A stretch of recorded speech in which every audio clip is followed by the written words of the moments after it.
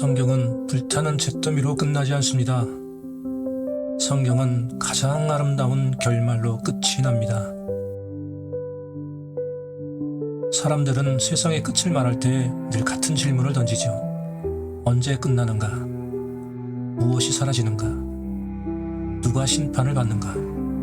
그러나 하나님이 우리에게 마지막으로 보여주신 장면은 그런 모습이 아닙니다. 새하늘, 새 땅. 이것은 요한계시록의 즉흥적인 결말이 결코 아닙니다. 이것은 창세기에서 시작된 하나님의 첫 계획이 마침내 가장 아름답게 완성되는 순간인 것이죠. 하나님은 창조에 실패하지 않으셨습니다. 인간을 만들었다가 포기하지도 않으셨습니다. 역사의 수레바퀴에서 한 번도 중간에 손을 놓지 않으셨습니다.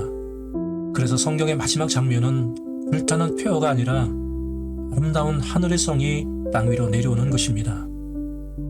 새로운 하늘이 새로운 땅으로 내려온다. 이것이 새하늘과 새 땅의 핵심인 것이죠. 우리가 하나님께 가는 이야기가 아니라 하나님께서 우리와 영원히 함께 살기로 결단하신 이야기. 그러므로 이 시리즈는 어떤 상징을 해석하는 강의가 아닙니다.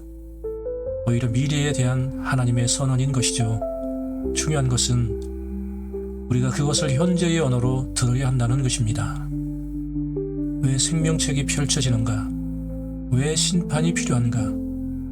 왜 새 예루살렘이 내려오는 것인가? 그 모든 질문의 끝에는 오직 하나의 답만 남게 됩니다. 하나님은 사람과 함께 사는 세상을 끝까지 포기하지 않으셨다. 그렇습니다. 우리가 살고 있는 이 시간은 역사의 끝이 아니라 완성을 향해 달려가는 과정입니다. 이에 대해 성경은 너무도 분명하게 말씀합니다. 이 모든 일은 이미 시작되었고 반드시 이루어질 것이다. 이제 하늘의 책이 열릴 준비를 마쳤다.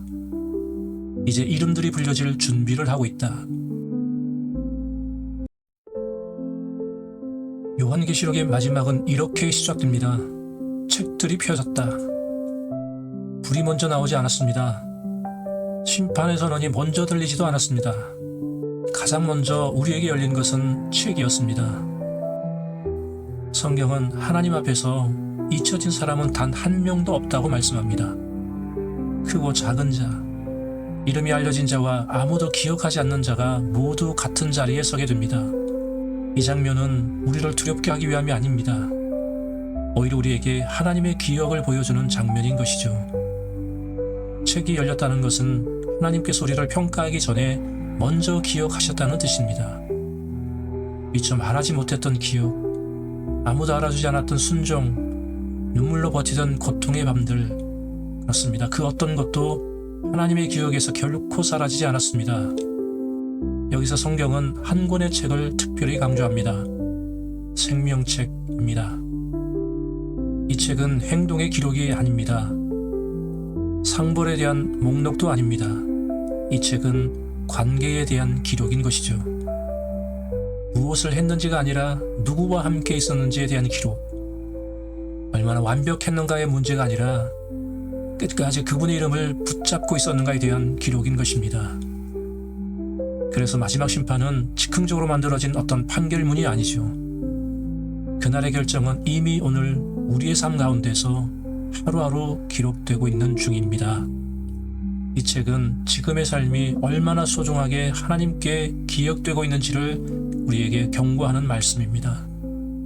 하늘의 책이 열린다는 것은 하나님께서 모든 것을 정확히 기억하시고 공의롭게 판단하시며 끝까지 책임지신다는 사실을 의미합니다. 그러므로 이 장면은 믿는 자에게 두려움이 아니라 위로인 것입니다. 하나님은 당신을 잊지 않으셨다.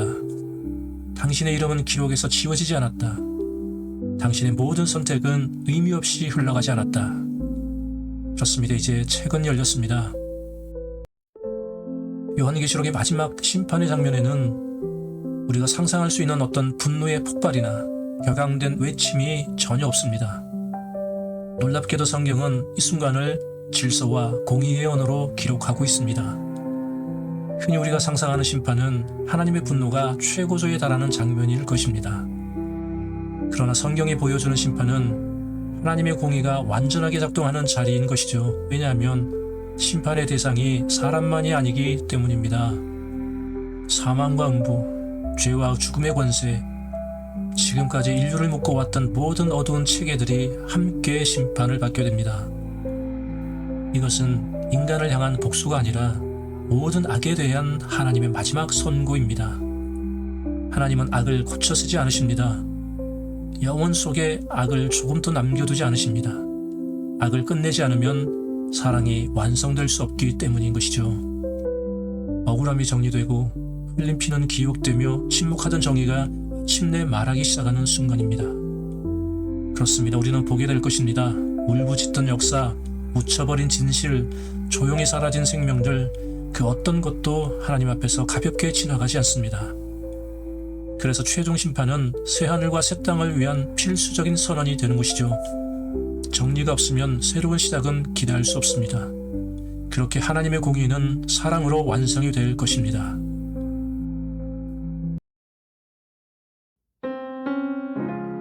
세상의 마지막은 모든 것의 파괴로 설명되지 않습니다.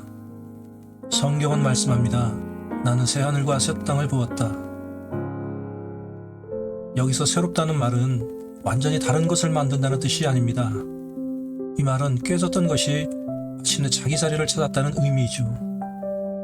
하나님은 창조를 포기하지 않으셨습니다. 죄가 들어왔을 때도, 죽음이 시작됐을 때도 하나님은 처음 계획하신 그 세계를 끝까지 붙들고 계셨습니다. 그래서 새하늘과 새 땅은 도피처가 아닙니다. 현실을 버리고 도망치는 장소가 아닌 것이죠. 이곳은 현실이 회복된 자리입니다.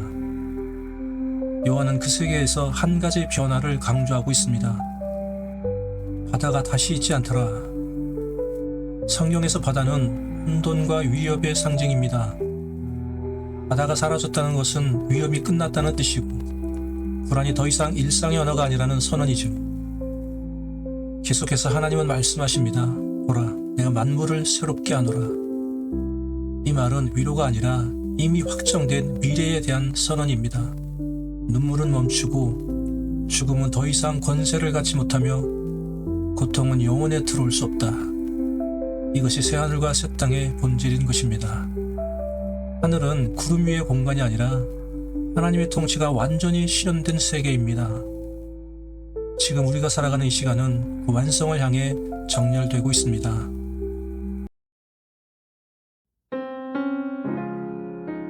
성령의 마지막 도시는 사람의 손길로 세워지지 않습니다.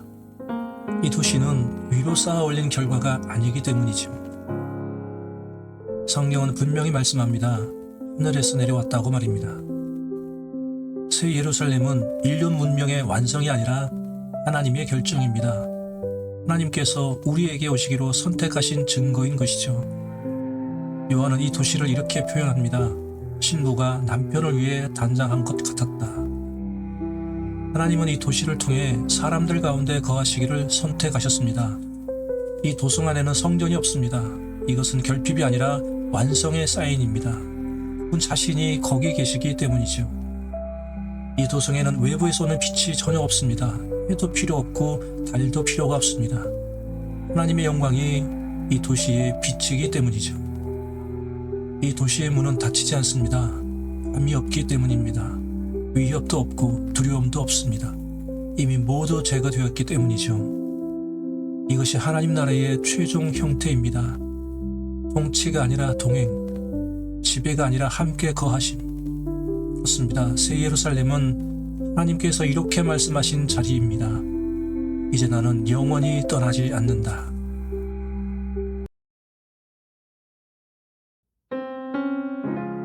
성경은 말씀합니다. 강이 흐르고 있었다. 새 하늘과 새 땅의 중심에는 정지된 풍경이 없습니다. 그곳에는 끊임없이 흐르는 생명이 있습니다.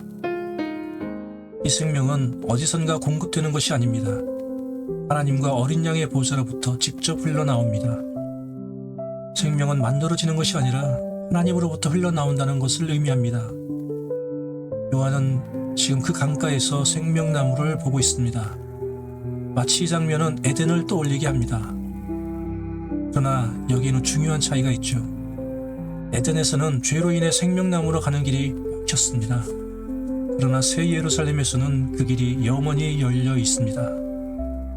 그나무 잎사귀들은 만국을 치료하기 위함이라. 완전해 보이는 세계에 왜 치유가 등장하는가? 이것은 하나님께서 상처의 흔적을 지워버리지 않으셨다는 뜻이기도 합니다.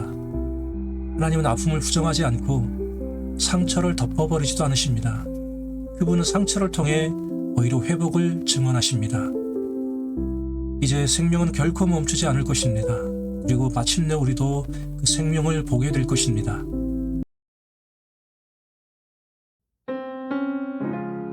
영혼의 가장 깊은 보상은 면류관이 아닙니다. 요한계시록은 단 한 문장으로 모든 것을 요약합니다. 그의 얼굴을 보게 될 것이다. 지금까지 역사에서 하나님의 얼굴은 완전히 드러난 적이 없었습니다. 모세는 하나님의 등을 보았고 이스라엘은 구름과 불기둥으로 그분의 임재를 느꼈습니다. 하나님은 늘 가까이 계셨지만 동시에 가려져 있었습니다. 그의 얼굴을 본다는 말은 단순한 시각적인 경험이 결코 아닙니다. 이것은 관계의 완전한 회복을 의미하는 것이죠. 더 이상 거리를 유지할 이유가 없고 죄책감으로 고개를 숙일 필요도 없습니다. 그날에는 하나님의 이름이 우리의 이마에 기록됩니다. 이것은 정체성의 완성을 의미합니다. 우리는 허락을 받아 그 앞에 서는 존재가 아니라 그분의 이름 안에서 그 앞에 서는 존재가 된다는 뜻이죠. 더 이상 숨지 않아도 되는 얼굴, 하나님의 시선에 완전히 받아들여지는 것, 이것이 영혼의 핵심인 것입니다.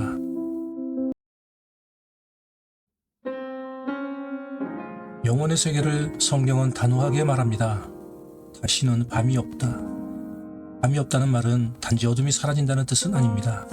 불안, 두려움, 위험, 숨기 위해 필요했던 시간들, 눈물로 버티던 날들, 그 모든 것이 이제는 완전히 끝났다는 선언인 것이죠. 지금 우리가 사는 세상에서는 밤이 필요합니다. 숨기 위해서가 아니라 살아남기 위해서죠. 그러나 새하늘과 새 땅에서는 더 이상 버틸 이유가 없습니다. 그곳에는 밤이 필요 없습니다. 왜냐하면 하나님 자신이 빛이시기 때문입니다. 그곳은 해가 비추는 세계가 아니라 하나님께서 직접 비추시는 세계입니다. 이 빛은 어떤 그림자도 만들지 않습니다. 숨을 곳을 남기지 않고 두려움을 키우지도 않고 진리를 왜곡하지 않습니다. 이 빛 아래에서 모든 것은 있는 그대로 민낯을 드러냅니다. 요한은 말합니다. 그 빛 가운데서 사람들은 왕처럼 산다. 이것은 권력을 준다는 뜻이 아니라 하나님과 함께 책임을 나눈다는 뜻이죠. 종의 신분에서 아들의 자리에 서게 되고 두려움 속에 숨어있던 존재가 빛 가운데 서게 된다는 뜻입니다. 이것이야말로 완전한 회복이죠. 지금 우리는 낮과 밤이 공존하는 시대를 살고 있습니다. 그러나 성경은 분명히 말합니다. 밤은 영원하지 않고 이제 빛은 영원히 꺼지지 않는다고 말입니다.